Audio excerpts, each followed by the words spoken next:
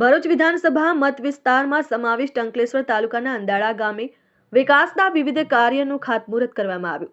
અંદાળા ગામે ₹4.63 કરોડના ખર્ચે તળાવનું રીડેવલપમેન્ટ તેમજ નવા ગાર્ડનના વિકાસ કાર્યનું ધારાસભ્ય રમેશ મિસ્ત્રીના હસ્તે ખાતમુહૂર્ત કરવામાં આવ્યું. આ પ્રસંગે અધિક કલેક્ટર પાર્થ જયસ્વાલ, ભરૂચ જિલ્લા પંચાયતી સિંચાઈ સમિતિના ચેરમેન કિરીટ માસ્તર, મામલતદાર કરણસિંહ રાજપૂત, અંકલેશ્વર તાલુકા પંચાયત પ્રમુખ પુષ્પાબેન પટેલ, અંદાળા ગ્રામ પંચાયતના સરપંચ નીરુબેન પટેલ, અંદાળા ગ્રામ પંચાયતના ડેપ્યુટી સરપંચ કૃણાલ પટેલ સહિતના આગેવાનો તેમજ ગ્રામજનો મોટી સંખ્યામાં ઉપસ્થિત રહ્યા. ભરૂચના લિંક રોડ પર આવેલા માતરિયા તળાવની જેમ અંદાળા ગામ ખાતે તળાવનો વિકાસ કરવામાં આવશે, જ્યાં તળાવની ફરતે પ્રોટેક્શન વોલ, વોકિંગ ટ્રેક અને ગજીબો સહિતની સુવિધાઓ ઊભી કરવામાં આવશે, જેનાથી અંદાળા ગામને નવલું નજરાણું પ્રાપ્ત થશે. આ સાથે જ અંકલેશ્વરના અંદાળા, નવા ગામ, કરારવેલ, મોટાલી અને કાસિયા ગ્રામ પંચાયતને ઘનકચરાના નિકાલ માટે ટ્રેક્ટરની ફાળવણી કરવામાં આવી.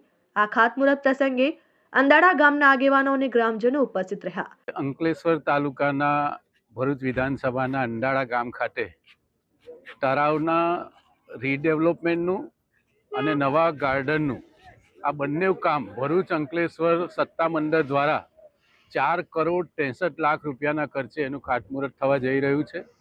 મોટી સંખ્યામાં અંદાળા ગામના સૌ સામાજિક આગેવાનો, ચૂંટાયેલા જનપ્રતિનિધિઓ અને નાગરિક ભાઈઓ બહેનો ઉપસ્થિત છે. ભરૂચમાં જે પ્રકારે માતરિયા તળાવ છે એમાં જે પ્રકારની સુવિધાઓ છે એ જ પ્રકારની સુવિધાઓ અહીંયા ઊભી થશે.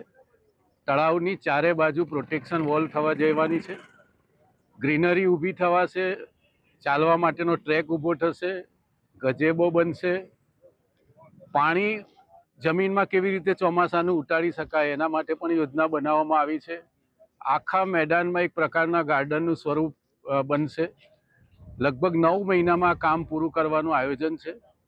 આ ગામમાં કોઈ પણ બહારના મહેમાન આવે તો એને અહીંયા ગામમાં લઈને આવી શકાય એ પ્રકારનું, ગામને ગૌરવ અપાવે એ પ્રકારનું સ્થાન આપણે બનાવવા જઈ રહ્યા છે.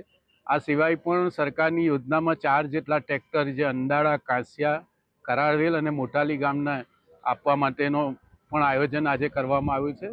કુલ મળીને આ સિવાયના પણ કેટલાય એવા અગત્યના રાજ્ય સરકારે મંજૂર કરેલા કામો છે કે જે હમણાં આ કાર્યક્રમના માધ્યમથી એની જાહેરાતો થવાની છે.